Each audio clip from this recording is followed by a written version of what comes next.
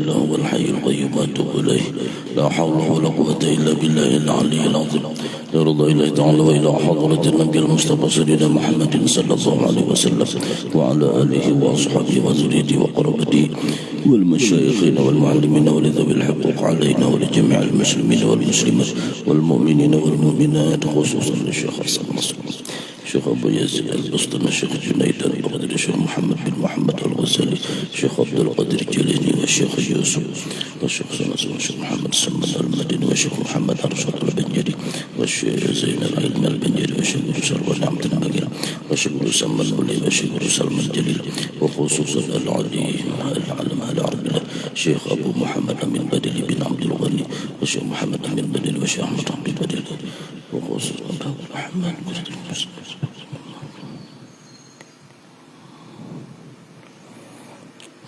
ولأبينا وأمهاتنا وإلى حضرة النبي صلى الله عليه وسلم الفاتحة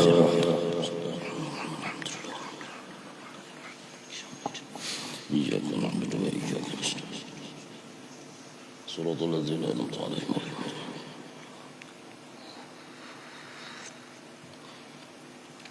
بسم الله الرحمن الرحيم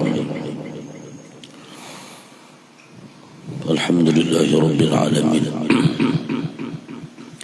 اللهم صل وسلم وبارك على سيدنا ومولانا محمد وعلى آل سيدنا محمد صاحب الرسالة والبلاغ وصل وسلم وبارك على سيدنا محمد وعلى آل سيدنا محمد صلاة دائمة تملأ السماوات والفراغ وعلى آله وصحبه أجمعين سبحانك لا علم لنا إلا ما علمتنا إنك أنت العليم الحكيم رب اشرح لي صدري ويسر لي أمري واحلل عقدة من لساني يفقهوا قولي لا حول ولا قوة إلا بالله العلي العظيم قال المؤلف رحمه الله تعالى ونفعنا بعلومه وأسراره آمين يا رب العالمين. Beberapa kali pertemuan sebelumnya kita membahas masalah kelompok-kelompok manusia yang tidak bisa mencium bau surga. Kemudian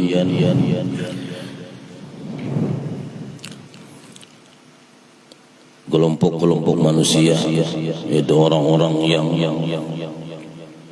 ahli surga, orang-orang yang memasuki surga, orang-orang yang dimasukkan Allah ke dalam surga.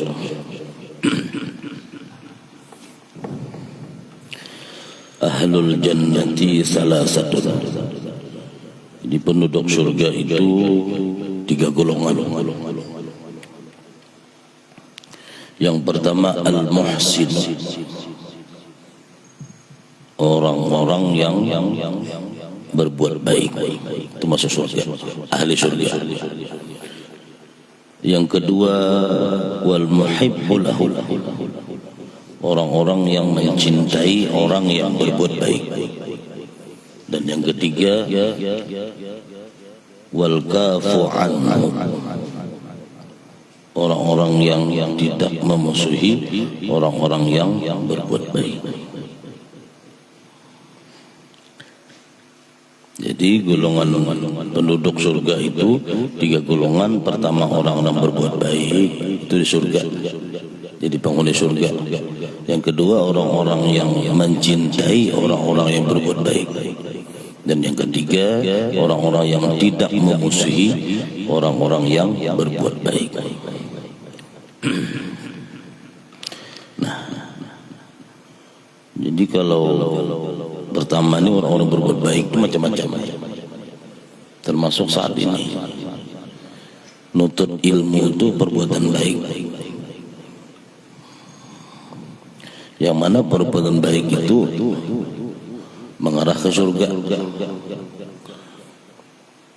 Kan Allah itu kalau hendak menghendaki orang itu baik, Allah fahamkan agama.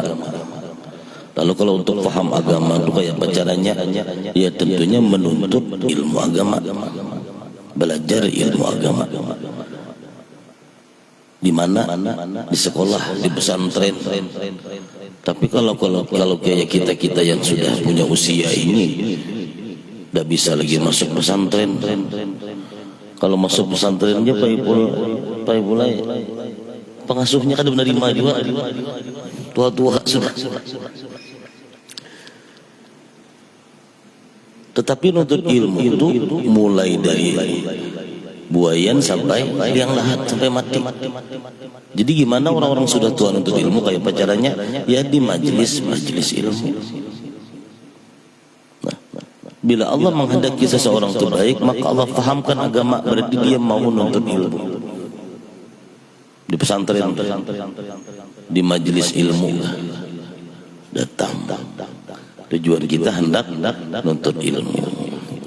Karena penuntut ilmu ini orang baik. Orang baik itu menjadi penduduk surga. Mudahan masuk surga pesertaannya. Kayak nuntut ilmu ini sering kita sampaikan sudah. Mulai berangkat dari rumah sampai ke majelis ilmu, setiap langkahnya itu diberi Allah 10 pahala, 10 dosa dihapus, 10 derajat diangkat oleh Allah. Duduk di majelis, faham tidak faham, sayap malaikat itu menghampari, menutupi kita nih, merangkul kita nih. Dan selama duduk di majelis, faham tidak faham, malaikat membacakan istighfar bagi orang-orang yang nuntut ilmu. Kita duduk di sini tuh, malaikat tuh mintakan ampun kepada Allah. Ya Allah, ampuni dosa Pak Ipul, ampuni dosa Mas Aang, ampuni dosa Mas Dewo. Itu ya Allah, untungnya itu. Makanya tadi kalau Allah menghendaki orang itu baik, Allah pahamkan agama, artinya kada semua itu bisa seperti itu tuh. Orang-orang tertentu yang dikehendaki Allah itu baik itu, yang dikehendaki Allah menuntut ilmu itu. Karena banyak orang di luar sana yang sebenarnya mereka punya kesempatan menuntut ilmu, mereka bisa sebenarnya menuntut ilmu, tapi tidak hadir. Taufik belum ada. Alhamdulillah.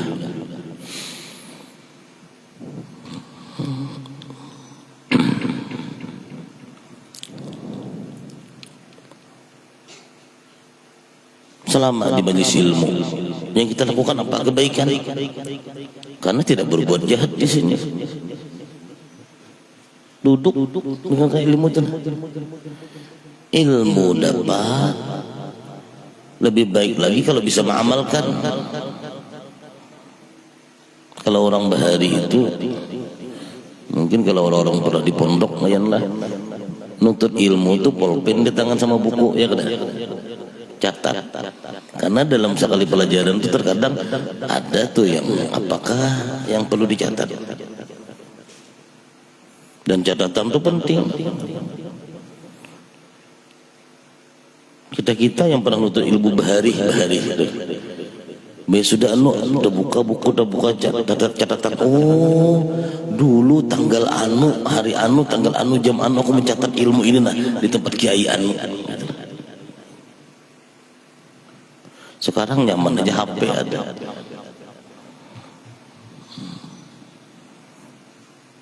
Jadi nuntut ilmu ini adalah perbuatan baik.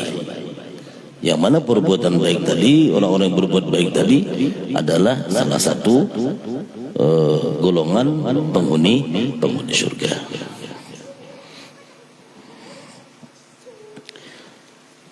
Kata Nabi, bila kamu melihat taman surga, mampir. Apa itu taman surga? Ya tadi majlis-majlis zikir, majlis-majlis Al-Quran, majlis-majlis salawat, majlis-majlis ilmu, itu taman surga. Kalau usah kan masuk surga jadi taman surga, jadi sudah untung banget ibaratnya telah. Artinya orang nuntut ilmu itu sudah hampir dengan surga. Bahkan dalam riwayat lain dikatakan orang yang menuntut ilmu mati dalam menuntut ilmu mati syahid. Itu kayak di berita di mana tuh lagi nuntut ilmu, anak-anak pesantren roboh, meninggal dunia mati syahid. Bahkan ulama mengajarkan, makanya pasang niat itu bagus tuh. Kan dalam ibadah ini orang masang niat untuk beribadah, berbuat baik nih. Belum sempat terkerjai niat tadi nih. Aku nanti malam Senin mau nuntut ilmu. Berniat ini hari Minggu atau malam Senin kemarin. Dari terhitung dia berniat sampai dengan pelaksanaan niat, pelaksanaan menuntut ilmu tadi nih, dihitung pahala menuntut ilmu. Mati dia selama pasang niat sampai dengan waktu menuntut ilmu, mati syahid. Makanya pasang niat, minggu depan kau hendak hadir lagi ke majelis ilmu. Luar biasa. Nah, kebaikan ilmu dikatakan orang menuntut ilmu ini adalah penghuni surga. Ada cerita dan pernah kita sampaikan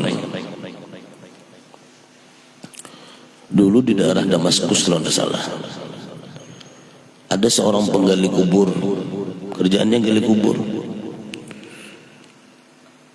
Tiba-tiba datang seorang perempuan memesan, minta galikan kubur. Pak, tolong galikan kubur ya, satu buah, sebentar lagi makan bawa mayat ke sini. Dia gali kubur.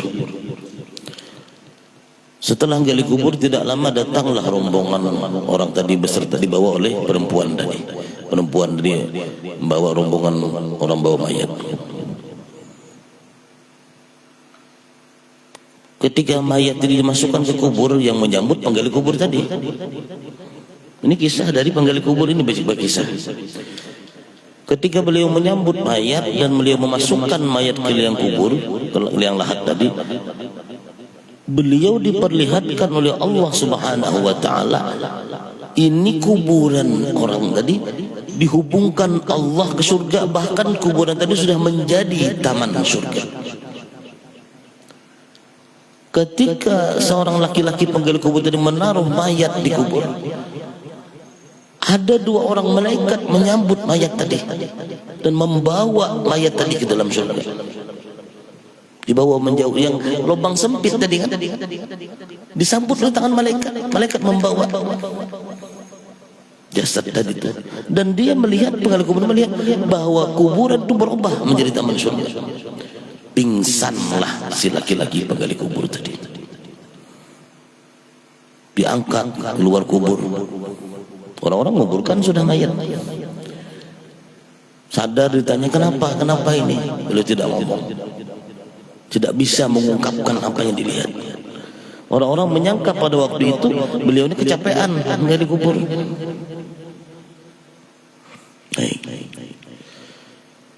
Kurang lebih 1 bulan setelah itu, perempuan ini datang lagi memesan, Pak, tolong galikan kubur lagi satu.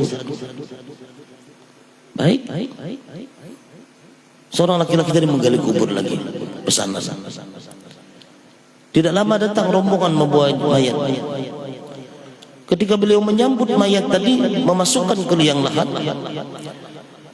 kejadiannya sama dengan kejadian sebelumnya. Kubur tadi berubah menjadi taman surga. Dan ketika jasad tadi dimasukkan dalam kubur oleh seorang laki-laki tadi, ada 2 orang malaikat menyambut mayat ini, membawa orang mayat tadi ke taman surga. Kali ini beliau tidak pingsan. Setelah dikuburkan, orang-orang mau pulangan, laki-laki dia memanggil kepada si perempuan, Bu, sebentar Bu, ibu jangan pulang dulu. Ada beberapa pertanyaan yang hendak kau ajukan. Kata seorang laki-laki tadi, Bu, ibu ini siapa? Kemudian ibu mesan 2 kali untuk digalikan kubur. Yang pertama itu siapa? Yang kedua ini siapa? Kata ibu tadi, Bapak, yang saya memesan kuburan yang pertama bulan yang lalu itu anak saya. Dia lagi nuntut ilmu, di pesantren, lagi nuntut ilmu, dia jatuh sakit, meninggal dunia. Terus yang kedua siapa? Yang kedua itu kakaknya, anakku juga. Kerjaannya apa? Dia cuma bekerja mencari kayu, menjadi kuli. Tetapi hasil dari pekerjaan dia kirim kepada adiknya, membiayai adiknya sekolah untuk ilmu. Kata si perempuan tadi, maaf Pak, kenapa Bapak nanya seperti itu? Kata penggali kubur, Bu, ketahuilah, ketika mayat yang pertama anak ibu saya masuk ke dalam kubur, saya melihat keanehan, saya melihat keajaiban. Kubur anak ibu berubah luas menjadi taman surga yang indah luar biasa. Dan ketika aku memasukkan anak ibu ke dalam kubur, belum tersentuh tanah, belum sampai jasad itu ke tanah, ada tangan malaikat mengambil jasad anak ibu, membawa ke dalam surga.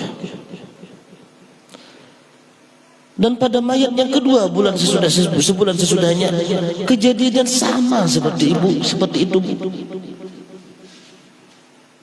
Ternyata anak ibu mendapat kemuliaan dari Allah.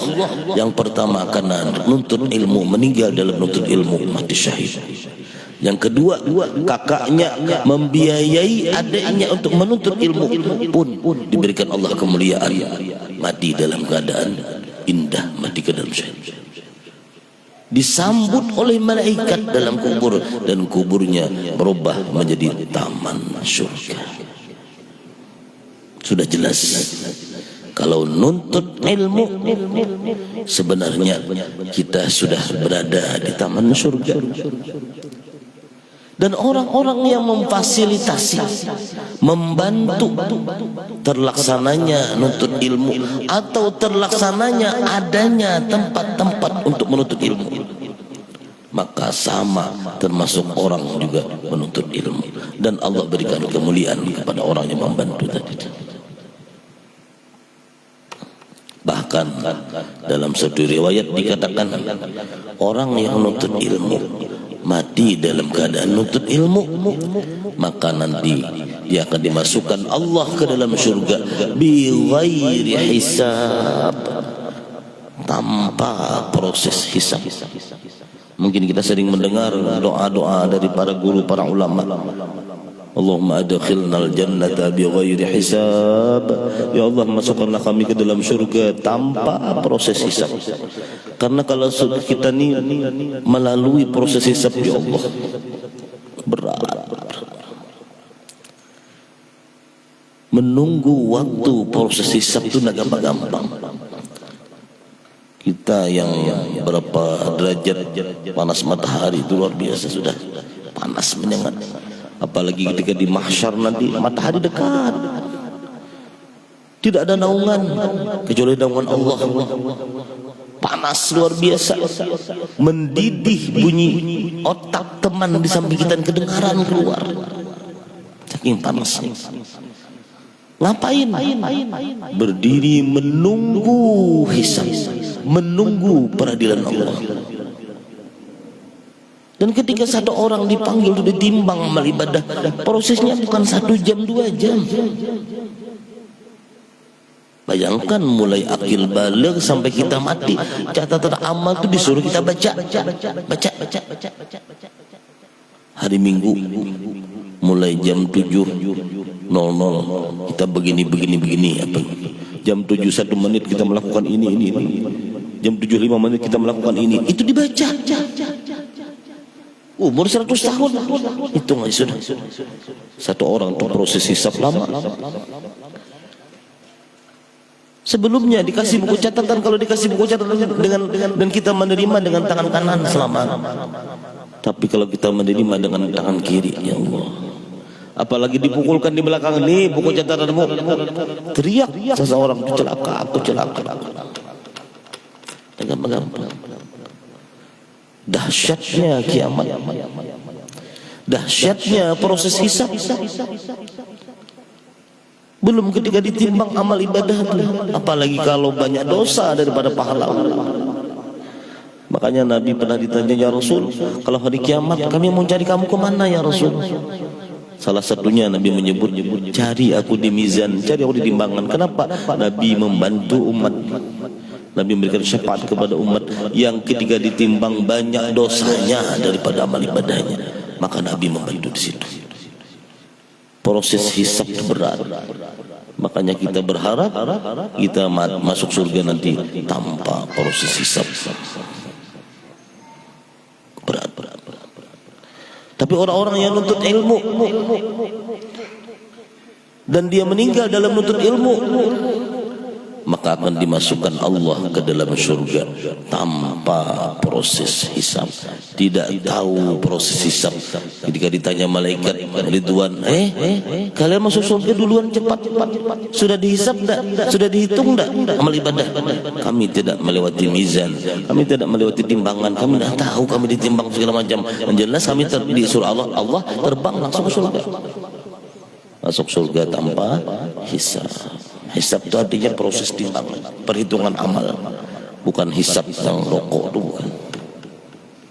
Ya Allah, mudah-mudahan kita dimasukkan Allah ke dalam surga bighairi hisab. Amin ya rabbal alamin. Dan mudah-mudahan Allah Subhanahu wa taala kabulkan hajat kita, hajat dunia wal akhirah, selamat dunia wal akhirah, hidup beriman, mati beriman dengan sempurna, husnul khatimah. Allah ampuni segala dosa-dosa kita, dosa kedua orang tua kita, dosa keluarga kita, dosa guru-guru kita, dosa jamaah kita, dosa kaum muslimin dan muslimat, mukminin mukminat. Mudah-mudahan kita dikumpulkan Allah di dalam surga bersama Rasulullah. Amin amin ya rabbal alamin. Al-Fatihah. Bismillahirrahmanirrahim. Ar-Rahmanir-Rahim. Ihdinas siratal mustaqim, siratal ladzina an'amta 'alaihim ghairil maghdubi 'alaihim waladdallin. Amin. Bismillahirrahmanirrahim. Alhamdulillahi rabbil alamin. Allahumma shalli wa sallim wa barik ala sayyidina wa maulana Muhammad wa ala alihi wa sahbihi ajma'in. Allahumma ighfir lana dhunubana wa liwalidina warhamhum kama rabbawna shighara, wa limashayikhina wa limu'allimina wa lidhawil huquq alayna wa li jami'il muslimina wal muslimat wal mu'minina wal mu'minat al-ahya'i minhum wal amwat, wa tabi' bainana wa bainahum bil khairat. Rabbighfir warham wa anta khairur rahimin, wa la hawla wa la quwwata illa billahil 'aliyyil 'azim. Allahumma فقهنا في الدين وعلمنا التأويل. اللهم فقهنا في الدين وعلمنا التأويل. اللهم فقهنا في الدين وعلمنا التأويل. اللهم اكتب السلامة والصحة والعافية لنا وللمسلمين والمسلمات من الحاضرين والغائبين يا أرحم الراحمين. ربنا هب لنا من أزواجنا وذريتنا قرة أعين واجعلنا للمتقين إماما. ربنا لا تزغ قلوبنا بعد إذ هديتنا وهب لنا من لدنك رحمة إنك أنت الوهاب. ربنا آتنا في الدنيا حسنة وفي الآخرة حسنة وقنا عذاب النار. وصلى الله على سيدنا مولانا محمد وعلى آله وصحبه وسلم. الحمد لله رب العالمين. تقبل الله منكم، تقبل يا كريم. سبحانك اللهم وبحمدك أشهد أن لا إله إلا أنت أستغفر الله.